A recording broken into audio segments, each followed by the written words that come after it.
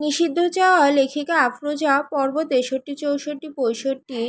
আদনান সজলের সাথে আমিও দেশে আসছিলাম বাংলাদেশ ঘুরে যাওয়ার জন্য। সজল যখন দেশে আসে ইলহাম চৌধুরী সবাইকে দাওয়াত দিয়েছিল। তখন চৌধুরী বাড়িতেও দাওয়াত দিছিল। তখন ভাবির বয়স ছিল 8 মাস। চৌধুরী বাড়ি থেকে দাওয়াত খেতে এসেছিল রুহানি খান, জামাল। ভাবি তখন ছোট ছিল, ভাবিকে কোলে নিয়ে এসেছিল জামাল। ইহানা আর ভাবি এক বয়সী, 3 দিনের ছোট বড়।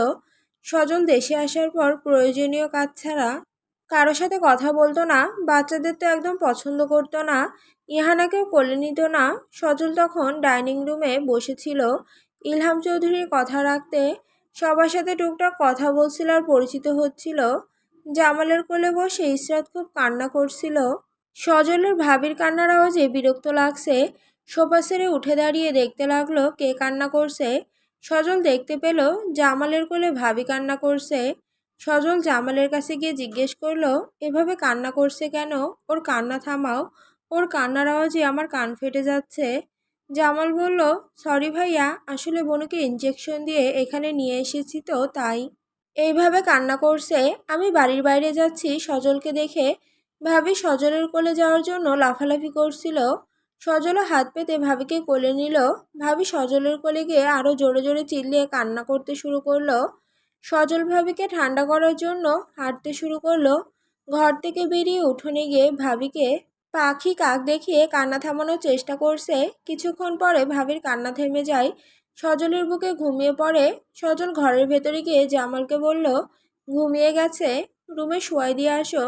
হুরাইয়া চৌধুরী, আমি বাড়ির সবাই অবাক হয়ে সজলের দিকে তাকিয়েছিলাম। যে ছেলে বাচ্চা পছন্দ করে না সে একটা বাচ্চা মেয়েকে ঘুম পাড়ালো। সজলের কোল থেকে জামাল ভাবিকে কোলে নিয়ে বলল, ধন্যবাদ ভাইয়া, কষ্ট দিলাম আপনাকে। সজল, সমস্যা নাই। জামাল, আমাকে হয়তো চিনেন না। সজল, না চিনি না তো। জামাল সজলের দিকে হাত বাড়িয়ে দিয়ে পরিচিত হয়ে নিল। জামাল ভাবির বিষয়ে অনেক কথা বলল সজলের সাথে। দুজন কথা বলতে বলতে সজলের রুমে গেল। ভাবিকে সজলের রুমে শোয়াই দিল। ভাবির রোগ নিয়ে কথা বলছিল। আমিও ওদের সাথে ছিলাম। দুজনার কথা শুনে আমার মনে হচ্ছিল সজল খুব আগ্রহ নিয়ে কথাগুলো শুনছে। জামালও ননস্টপ বলতেই থাকে। ওদের কথার মাঝে কিছুক্ষণ পরে ইসরাত ভাবি ঘুম থেকে ওঠে বমি করতে শুরু করলো। বমি করতে করতে ভাবির চোখ বন্ধ হয়ে যায়। ভাবি জোরে জোরে নিঃশ্বাস নিচ্ছিল। জামাল আর সজল তো দিক বিদিক হয়ে যায়। জামাল রুহানি খানকে ডেকে নিয়ে আসে। রুহানি খান এসে কান্না শুরু করে দিল। চেয়ারম্যান সাহেব তখন ছিল দেশের বাইরে বিজনেসের কাজে। সজল ভাবিকে কোলে নিয়ে বলল, মেডিকেলে নিয়ে যাব। আমাকে বলল গাড়ি বের করতে। আমি নিচে গিয়ে গাড়ি বের করলাম। জামাল, সজল আর আমি মেডিকেলে নিয়ে গেলাম। অনেক মেডিকেলে গেছি, কোনো মেডিকেলে ভাবিকে ভর্তি নিচ্ছিল না। বলছে রোগী লাস্ট স্টেজে, তাকে বাঁচানো যাবে না।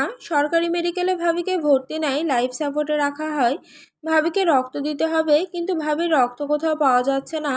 ভাবির ব্লাড ছিল বি নেগেটিভ। এই রক্ত সহজে পাওয়া যায় না। ইলহাম চৌধুরীর রক্ত ছিল বি নেগেটিভ। সজল আঙ্কেলকে কল দিয়ে মেডিকেলে নিয়ে আসলো। 2 দিন আমরা সবাই মেডিকেলে ছিলাম, কিন্তু ভাবির জ্ঞান ফিরছিল না। ডাক্তার বলছে আজকের ভিতরে যদি জ্ঞান না ফেরে তাহলে ভাবিকে আর বাঁচানো যাবে না। জামাল তো কান্না করছে সজলকে জড়িয়ে ধরে। জামাল পাগলের মতো একভাবে কান্না করতেছিল। জামালের কান্না দেখে আমারও কান্না চলে আসছিল। সজল অনেক বুঝিয়ে জামালের কান্না থামায়, কিন্তু সজলের মতো মানুষ যে একটা বাচ্চা মেয়ের জন্য 2 দিন মেডিকেলে থাকবে বা দৌড়াদৌড়ি করবে, সেটা আমাদের কারো বিশ্বাস হচ্ছিল না। আল্লাহর রহমতে ভাবির গভীর রাতে জ্ঞান ফেরে। একজন নার্স এসে বলল যে রোগীর জ্ঞান ফিরছে। সজল লাফ দিয়ে উঠে জামালকে জড়িয়ে ধরে কান্না করে দিল। জামালও কান্না করছে খুশিতে। নার্স বলল যে কোনো একজন রুগীকে দেখতে যেতে পারবেন। সজল বলল, আমি ওকে দেখতে যাব। আমি তো অবাকের উপরে অবাক হচ্ছিলাম। সজল ভাবিকে দেখে আসে। চেয়ারম্যান বাড়ির সবাই মেডিকেলে ভাবিকে দেখতে আসে। 3 দিন পরে সজল আর আমি বাড়িতে ফিরি। হুরাইয়া চৌধুরী আমাদের দেখে বলে, ইসরাত কেমন আছে? সজল বলল, আলহামদুলিল্লাহ আম্মাজান, ভালো আছে। সজল, আমি ফ্রেশ হয়ে ঘুমাবো, আমাকে জানি কেউ বিরক্ত না করে। 3 দিন আমি ঘুমাতে পারি নাই। হুরাইয়া চৌধুরী, তোমার সাথে কথা আছে। দেশে ফেরার পরে নিজের আপন বোনকে কোলে নাও নাই, আর চেয়ারম্যান বাড়ির মেয়ের জন্য 3 দিন মেডিকেলে ছিলে। এসব কি সজল? চেয়ারম্যান সাহেব একটা জানোয়ার, ওদের মেয়ে ওরাই বুঝতো। সজল বলল, আমাজান, বাচ্চা মেয়ের সাথে আমাদের কোনো শত্রুতা নাই। চেয়ারম্যান সাহেবের যতই টাকা ক্ষমতা থাকুক না কেন, ওই মুহূর্তে তাদের পাশে দাঁড়ানো আমার উচিত মনে হয়েছে। আমরা বাংলাদেশে এসেছিলাম 2 মাসের জন্য, কিন্তু 6 মাস হয়ে গিয়েছে। আমাদের 6 মাস কিভাবে কেটে গেল আমরা টেরও পেলাম না। আর দেশের বাইরে যাওয়ার কোনো ইচ্ছা ছিল না। এর ভেতরে সজল অনেকটা চেঞ্জ হয়ে গেছে। ইসরাত ভাবি সজলের কাছেই থাকতো সারাদিন। রাত হলেই জামাল বাড়ি নিয়ে যেত। জামালের সাথে আমাদের দুজনার খুব ভালো একটা বন্ধুত্ব গড়ে ওঠে। আমরা 3জন সারাদিন ঘুরতাম, সাথে ভাবি থাকতো। ইহানাকেও নিয়ে বের হতাম, কিন্তু ইহানা আমার আর জামালের কোলে বেশি থাকতো। সজল ইহানাকেও ভালোবাসতে শুরু করে। বাড়িতে গেলে ইহানাকে কোলে নিয়ে নিয়ে হাঁটতো, ইহানাকে খাবার খাইয়ে দিত, ইহানার অনেক যত্ন নিত। ইহানার ভাবি সজলকে কত যে জ্বালাতন করত, কিন্তু সজল কখনো বিরক্ত হতো না। সজল কখনো ভাবিকে কোল থেকে নামাতো না। ভাবি সজলকে একটু বেশি জ্বালাতন করত, চুল ধরে টানতো, সজলের কোলে পটি করে দিত, হিসু করে দিত, বমি করত, কিন্তু তারপরে সজল বিরক্ত হতো না, ভাবিকে কারো কাছে দিতে চাইতো না। সারাদিন ভাবিকে কোলে নিয়ে নিয়ে ঘুরতো। সজল অফিসের যে কাজের জন্য এসেছিল, সেই কাজের সময়ও ইসরাত ভাবিকে কোলে রাখতো, কোলে নিয়ে নিয়ে মিটিং করত, ভাবিকে টাইম মতো ওষুধ খাবার খাইয়ে দিত। সজলের তখন কোনো অ্যাসিস্ট্যান্ট ছিল না, তাই ভাবির ওষুধের ব্যাগ, কাপড়, ফিডার সব কিছু সবসময় আমার আর জামালের হাতে ধরিয়ে দিত। আমরা ব্যাগ নিয়ে ওর পিছন পিছন হাঁটতাম, আরও ভাবিকে কোলে নিয়ে দুষ্টুমি করতে থাকতো। তখন সজলের ভাবির প্রতি এত কেয়ার ভালোবাসা দেখে আমরা সবাই অনেক অবাক হতাম। আবার ভাবতাম, ইহানাকেও তো অনেক ভালোবাসে, হয়তো সজলের বাচ্চাদের প্রতি ভালোবাসা তৈরি হয়েছে, তাই সবাই স্বাভাবিকভাবে বিষয়টা নিয়েছিলাম। সজলের ভালোবাসা প্রকাশ পাইতো সেই দিন, যেদিন ভাবিকে ডাক্তারের কাছে নিয়ে গেছিলাম। আমি, জামাল, সজল ভাবিকে ডাক্তারের কাছে নিয়ে গেছিলাম। ডাক্তার ভাবিকে কোলে নিয়ে চেক আপ করতেছিল। চেক আপ করা শেষ করে ভাবির গালে ডাক্তার 2-3টা চুমু দিল। ভাবির গাল ধরে টিপতেছিল। ডাক্তার হুট করে বলে উঠল, বাচ্চা মেয়েটাকে আল্লাহ এত বড় রোগ দিল কেন? কত কিউট একটা মেয়ে তুমি। তুমি কি আমার ছেলের বউ হবা? তাহলে চেয়ারম্যান সাহেবের সব টাকা বেঁচে যাবে। তোমাকে আর বাইরে ডাক্তার দেখাতে হবে না। তোমার শ্বশুর থাকবে ডাক্তার। টাকা সব বেঁচে যাবে বলেই হাসতে শুরু করলো। আমি আর জামালও হাসতেছিলাম। সজল ডাক্তারের কাছ থেকে ভাবিকে কোলে নিয়ে ডাক্তারের শার্টের কলার ধরে দেওয়ালের সাথে চেপে ধরলো। তোকে কে বানিয়েছে ডাক্তার? বেয়াদব, অভদ্র লোক একটা। তুই ওর গালে চুমু দিলি কেন? ওর গাল ধরে টিপতেছিলি কেন? মেয়ে মানে মেয়ে, বাচ্চা হোক আর বুড়ো, ওদের সম্মান আর ইজ্জত আছে। ওর সম্মানে আঘাত করলি কেন? ওর চিকিৎসা করাতে কত টাকা যায় সেই চিন্তা তোর করতে হবে না। তুই তোর চিন্তা কর। বলেই ডাক্তারকে ধাক্কা মেরে সজল কেবিন থেকে বেরিয়ে গেল। আমি আর জামাল কিছুই বুঝে উঠতে পারলাম না, দুজন হতভম্ব হয়ে গেলাম। ডাক্তারের কাছে আমরা মাপ চেয়ে কেবিন থেকে বেরিয়ে সজলকে খুঁজতে লাগলাম। দেখি সজল গাড়ির সাথে দাঁড়িয়ে ভাবিকে পানি দিয়ে ভালো মতো মুখ ধুয়ে দিচ্ছে।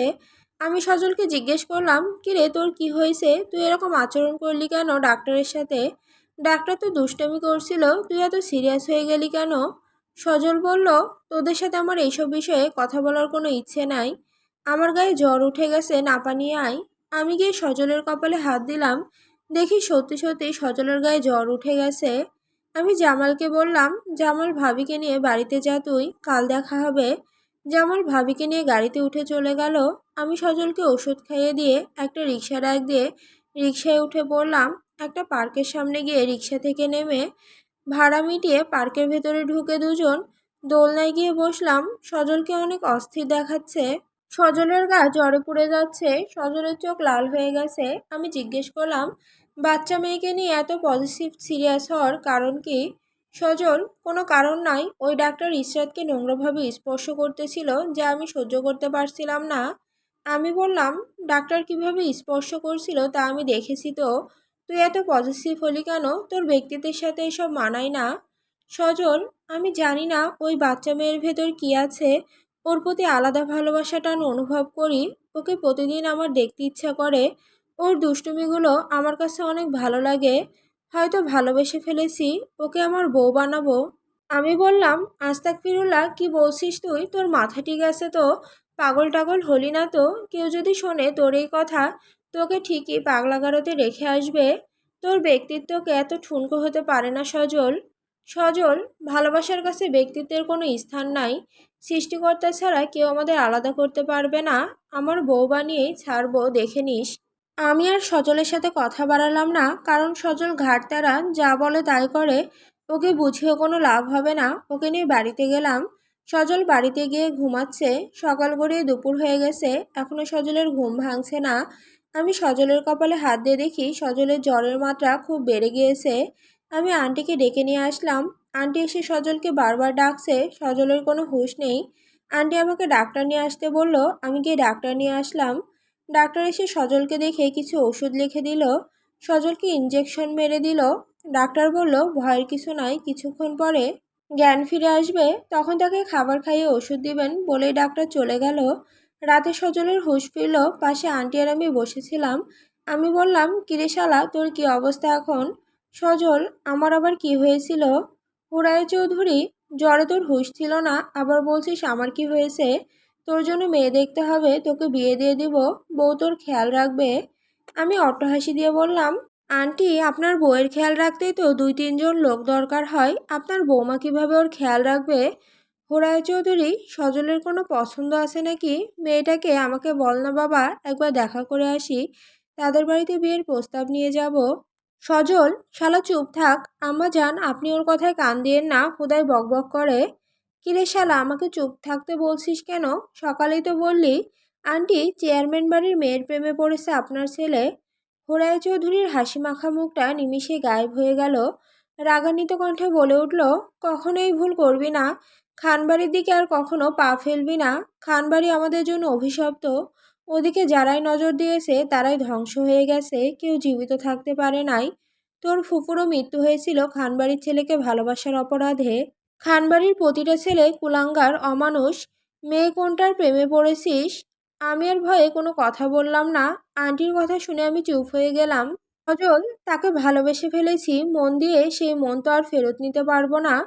খানবাড়ির যারা অপরাধ করেছে তাদেরকে আমি শাস্তি দিব, কিন্তু যারা নির্দোষ নিষ্পাপ তাদেরকে ভালোবাসার অধিকার আছে। হুরায় চৌধুরী, কি চাও তুমি? সজল, ইসরাতকে চাই আমি। হুরায় চৌধুরী, কোন ইসরাতের কথা বলছো? আমি যতদূর জানি বাদশা খানের ছোট মেয়ের নাম ইসরাত। অন্য কোনো মেয়ের নাম ইসরাত আছে নাকি? সজল, বাদশা খানের ছোট মেয়ের কথাই বলছি আমি। হুরায় চৌধুরী, তোমার কি জ্ঞান বুদ্ধি লোপ পেয়েছে? কি বলছো তুমি নিজে জানো? ওর বয়স মাত্র 1 বছর, তোমার বয়স 20 বছর। ছি, কেউ যদি শোনে কি বলবে এই সমাজ? তোমাকে মেনে নিবে না। সজল, এখন তো বলছি না আমার সাথে বিয়ে দিতে, ও বড় হওয়া পর্যন্ত অপেক্ষা করব। আমি যদি মৃত্যুবরণ না করি আর সে যদি বেঁচে থাকে, আল্লাহ ছাড়া তাকে আমার থেকে কেউ কেড়ে নিতে পারবে না। হোরাইয়া চৌধুরী, চেয়ারম্যান সাহেবের মেয়ে ইসরাত, মুখ সামলিয়ে কথা বলো। তুমি নিজেকে ভুলে গিয়েছো, নিজের আয়ত্তে নিজে আসো। তোমার ব্যক্তিত্ব এত দুর্বল, তোমাকে কালকেই দেশের বাইরে পাঠিয়ে দিব। সজল, ভালোবেসেছি, কোনো পাপ করি নাই আম্মা জান। আপনার বাহিরে পাঠাতে হবে না, আমি কালকে দেশের বাইরে চলে যাব। যেদিন ইসরাতকে বিয়ে করতে পারবো সেদিন দেশের মাটিতে পা দিব। হুরাইয়া চৌধুরী সজলকে জড়িয়ে ধরে কান্না শুরু করে দিল। কেন বাবা, তুই মৃত্যুর খেলায় নামছিস? তুই চিনিস না ওদের?